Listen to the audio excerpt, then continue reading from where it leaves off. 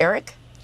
You know, we've heard a lot about the impact of the crisis at the southern border, but not so much on the real cost to American taxpayers for the continuing flood of migrants. This week, the House Budget Committee will hold a hearing on that. As a recent House Homeland Security Committee report says, the amount could reach, get this, up to $451 billion a year.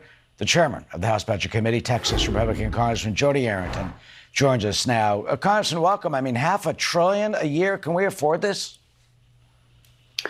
Well, we're borrowing 100,000 a second, $8 billion a day.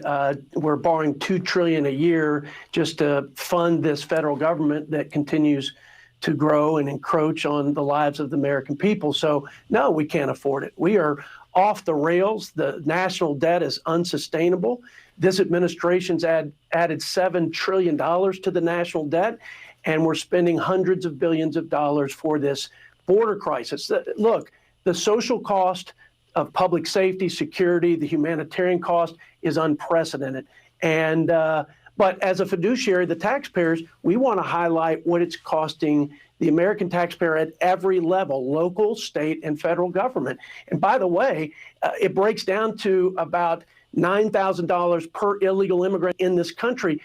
We don't even spend that for the most vulnerable American citizen in the way of Medicaid benefits. And so it's just part of the recklessness and fiscal irresponsibility of this administration. And we've got to rein it in, and we've got to change course, or we'll bankrupt this country. I think this is maybe one of the first times that we've heard it break down per, migrant. You're saying our taxpayer money is $9,000 for each migrant?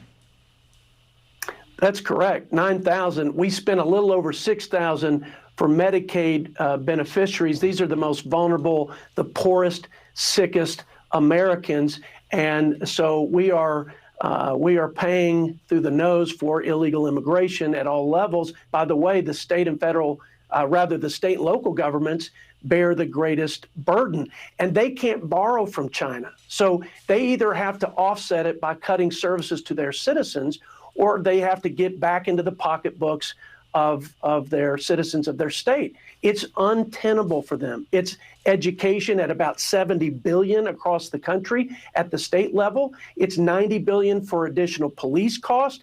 We'll have a guy from McKinney County at our hearing. This is a rural county, 3,200 people. Their criminal cases that they have to adjudicate every year has gone from 134 before Biden took office to now 15,000 criminal cases. That's $10 million. That's one out of the 254 counties in the great state of Texas. So this is unconscionable, and we've got to expose the fiscal implications of this for taxpayers and for the American people. I mean, how do they deal with this weight? In New York City, for example, Mayor Adams had to announce some budget cuts. He says the migrant crisis costs about $4 billion a year. He says he's spending more on migrants than on the fire department, the parks department, and the sanitation department combined. At what point does this stop? What should the Biden administration do about it to stop this insanity? Very simple. Enforce the laws. I mean, the laws on the books say that we must detain, and we had very effective programs for border security and for stopping illegal immigration in the previous administration. This president knows exactly what works. The Remain in Mexico, stop, catch, and release, just restoring the rule of law and defending our sovereign border. But for the first 100 days, virtually every day of this first 100 days of this administration, President Biden had an executive order that unraveled this. So that's why we have a deluge of people, crime, criminals, drugs, record migrant deaths, record number of people on the terrorist watch list. Again, the whole of society impact is almost immeasurable, but it's not immeasurable in terms of what it's hitting, where it's hitting the taxpayer. And this on top of the cost of living crisis, about $1,300 a month for families that they're spending more because of inflation, interest rate hikes. So this recklessness, this fiscal recklessness is permeating every facet. And we want to highlight the border crisis in particular because we think it's important for every American to know it's not just security, it's fiscal impact and fiscal irresponsibility. Why do you think the administration, why do you think the president has pursued those policies?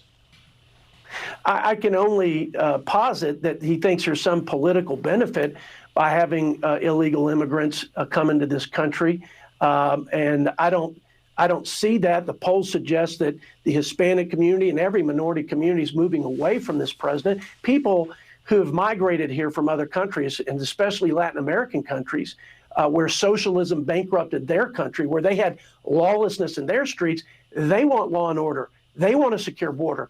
They want good education. They want peace and tranquility, as we promised in the Constitution. So it's not going to work out for President Biden, but more importantly for the country, it's been a calamity, an absolute catastrophe, and it's costing real money, and it's real money to the local taxpayers because they can't borrow from China. So they're having to make deep cuts into services that will impact the quality of life of their citizens.